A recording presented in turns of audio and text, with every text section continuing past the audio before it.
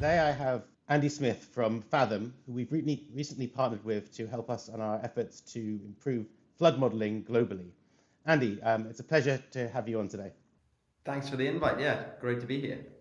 Please, can you tell me a little bit more about Fathom and how the company was created and what sort of the ideas behind the organization? Yeah, sure. We're essentially founded by a bunch of research scientists at the University of Bristol in the UK. The University of Bristol is one of the leading research centers in the world, building these things called computational flood models. So these are, I guess it's in the name, computational representations of the physics of flooding. And I moved to the University of Bristol over 10 years ago now to do my PhD, building flood models with the head of the group, a guy called Paul Bates. So Fathom was formed out of that research group. A little more detail. So we actually came up with the idea because we realized that lots of the things that we were developing from an academic perspective actually had a lot of use in the real world, and the real world being at the time insurance. So some of our insurance partners were telling us that our models and the things that we were building would be immediately useful in the insurance market. So that's kind of how the idea emerged to start a company. Excellent. And what makes Fathom different from other flood modeling organizations or other ways of organizations are looking at flood risk? I would say it principally comes down to the way in which we build the model. So we build these kind of semi-automated model frameworks, and that really means that the models are built really quickly. But the most important aspect, I would say, is that our models are built under the premise of data scarcity. So we set out in the beginning to build models anywhere in the world, and that was really important, especially a few years ago, because for the majority of the planet, accurate flood models just didn't exist. And the reason for that is that flooding as a peril is a very difficult one to model, because you need lots and lots of data to model it well. And the data itself has to be of really high quality and high resolution. Flooding is what we call a spatially complex peril. So you can be kind of wet in one spot and dry in another. And that spatial complexity introduces all kinds of difficulties when you're trying to model it, especially in data poor areas. So our models are built under this premise of data scarcity. So we build models of actually the whole planet. And these model frameworks, we can deploy them anywhere. And we can also improve them with local data sets. So we have models that run for the whole planet, but then models that can be improved in certain territories. So really the unique thing about what we do is exactly that. So building models of the whole planet and building comprehensive models at really large scales. I'll quickly give you an example. So we build models of, for example, the United States. We simulate every single river in America, from the biggest river down to the smallest of rivers. And that's something that just wasn't possible even a few years ago. We often say there's been something of a revolution in our ability to build flood models at those kinds of scales. And there really has been in the last few years. We're building models that look nothing like the kinds of models that we were building even kind of 5 years ago. And how is that possible? What has changed to be able to make you able to do that? So I think it's been a few things. So it's we're getting better data sets. So our ability to process available data sets is getting better all the time. I'm talking principally about things like terrain models. So our ability to tease out useful information from globally available terrain data sets is improving. We're also getting better data sets for things like hydrography, and hydrography is simply like the geography of rivers, so where rivers are. And we're also getting much better at estimating how big river channels are. So there's been an improvement in the input data sets, but also a big improvement in how we apply those data sets in flood modeling. So there's been a lot of methodological improvements. And lastly, computational improvement. So again, flooding is a really spatially complex peril. You have to simulate it at really high resolutions because of that spatial complexity. And unfortunately, that introduces a whole bunch of computational problems, because it's really quite, if you're going to actually represent the physics of the movement of water, That's an expensive thing to do computationally. So there's been a whole bunch of improvements in making these models more efficient, but also coupled with that, computers are getting more powerful. So that's really helped as well. No, that's very interesting, and we find it's global parametrics the same thing in that there's been a much more advanced, many more data sets, and computational power is so much stronger now that you can actually sort of start modeling global events and global data sets a lot more easily than in the past. And I think what you mentioned before about what you're trying to do is on a global scale, and that you can create these models rapidly, enables us to then sort of deploy for us to deploy these parametric programs very rapidly in other places in the world and scale them as well. But this sort of brings back a sort of one of the key things that we're really interested in is climate resilience, and how climate change is actually changing a lot of things, both in human behavior, people moving to areas which are more exposed, and areas also getting more exposed as well. How is climate change affecting how you're looking at flood modeling? It does affect it. I think one of the really useful things about our model frameworks is that we can rerun them really quickly. So unlike kind of static engineering type projects where you'll go out and build models with an engineering team, and those models are like a snapshot in time, our model frameworks can be rerun really quickly. And that's really useful, particularly for things like if you're going to try and run different climate scenarios, if you're going to try and plug climate models in, we can rerun the model framework really quickly. But actually, I'd say the principal way in which our work enables climate resilience is actually just providing a better understanding of risk and exposure right now. Often it's kind of you start thinking about climate change before you've even begun to understand current exposure. Like understanding risk today, from a flood perspective, is already a very, very difficult task. Even in quite data-rich areas, it's difficult to do.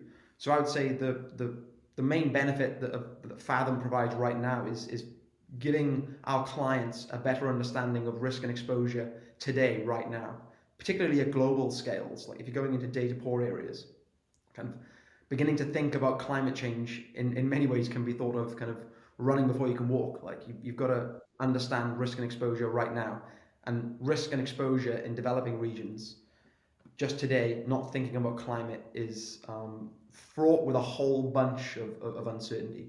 No, we find that in a lot of the clients and places that we speak to, where one of their key risks has always been flood, but there's been no way that they've been able to characterize it. And they talk about sort of tropical cyclones, but really it's the rainfall and the flooding the tropical cyclones cause, which are the main effects, not necessarily the wind. So but they've never had a way of actually understanding that or viewing sort of the risk, because, as you said before, a lot of these models weren't available in places like in Bangladesh or Myanmar. They've only been sort of focused in other sort of more, as we say, more developed countries. But how do you see this sort of the flood risks of changing in future? Do you see what's your views of the future of sort of flood risks, flood exposure, and what you were talking about before? So if we split out the concept of future flood risk into two components, so think about changing hazard and then changing exposure, or changing kind of urbanization or assets, so the things that interact with the hazard that result in a risk. So from the hazard perspective, there's pretty strong evidence, of course, that things like tropical cyclones are increasing in intensity. We think that a warmer climate will be able to hold more water, and there's pretty strong evidence now that things like tropical cyclones are increasing in intensity.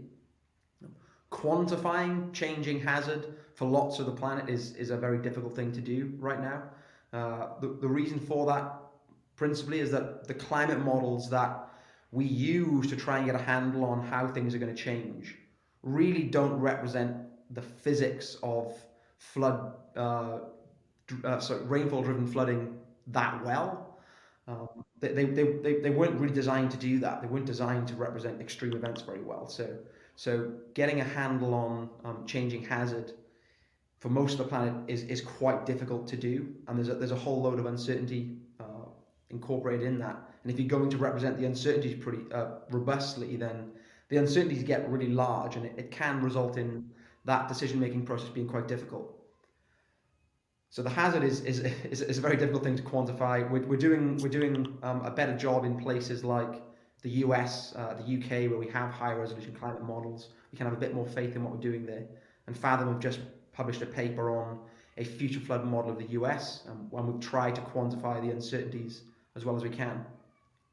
The exposure actually is something that doesn't get that much attention, but actually the research suggests that it's changing exposure data sets or changing urbanization that's going to result in the bulk of increased risk in the future.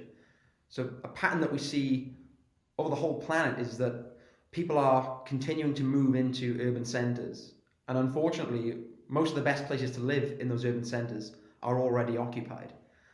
The US gives us a good kind of place to explore this hypothesis, and we've used the US government's own projections of where they think people are going to be living over this coming century in the US, so the places in which we think will be developed.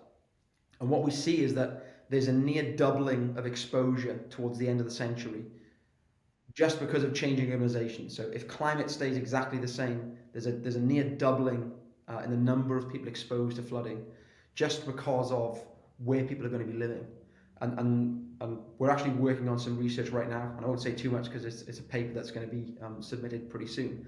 But the bulk of or our estimates of the increase in exposure or risk over the coming century, the bulk of that is actually made up by changing urbanization or changing exposure. The hazard, changing hazard will add some, and I will caveat that by saying again that quantifying the changing hazard is really difficult to do, but we do see that changing exposure is going to really drive the bulk of that change in risk. No, we're sort of seeing that too. And often people think about sort of developmental risk in the climate as being mainly in the agricultural side. But as you say, there's a huge movement into the urban centres, which brings its own issues. As you say, flood can affect urban centres very differently than agricultural. One is affecting the cropland and the growth. One is actually the sort of the people itself. And then there's heat, and there's many other sort of, as you say, the hazards. But one thing that we sort of look at is think about this idea of the impact of an event, and how that sort of event or how the flood actually impacts the community or the people around it. And what we start thinking about is this idea of vulnerability as well, because as we've seen with COVID, you can, if you're the more vulnerable a population is, or the more vulnerable an asset is, and if it's in a more exposed area, and then the hazard comes, the whole thing sort of the risk sort of really multiplies. And that's when we start thinking about this global insurance gap of, traditionally people think about assets, you're trying to protect your assets, but actually you have, if you're linking the exposure and vulnerability of people, you actually have this economic loss as well, which you can try and sort of, which you think on that. So I think on our side, that's what we're trying to really think about and characterize. Yeah, I mean, you're kind of hitting on, I guess, one of the really, how best to say it, perhaps depressing points of the work that we do, and that is that we put all this work into the hazard modeling, and that's like a whole science in and of itself, and there's a whole bunch of work that goes into mapping exposure, but then how you actually come up with the losses are these things, as you say, vulnerability functions, or how you transform hazard into loss.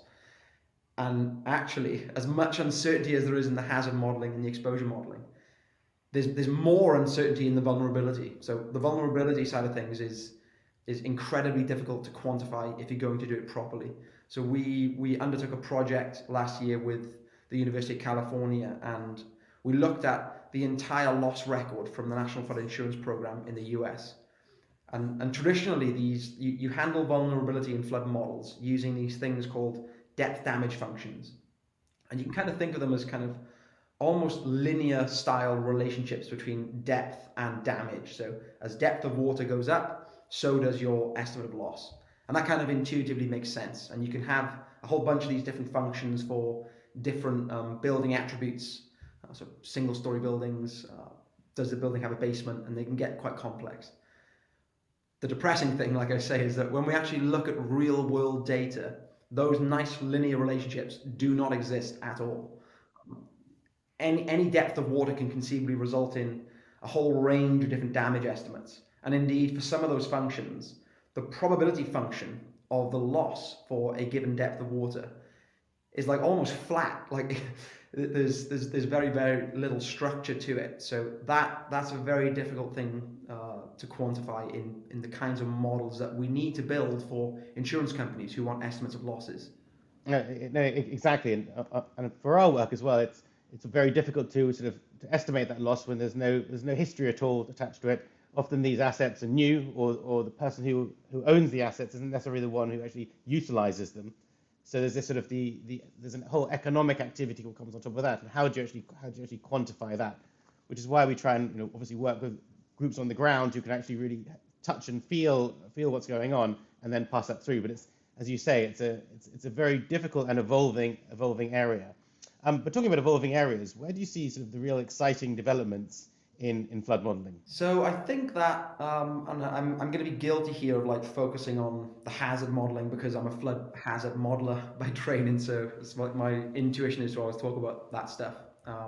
I think the really exciting things are that the improvements that we've seen in our ability to build models, particularly in kind of data poor areas, that's going to continue over the next few years, and that's going to be driven by better input data sets with which to build the models. So I'm talking principally about things like terrain models.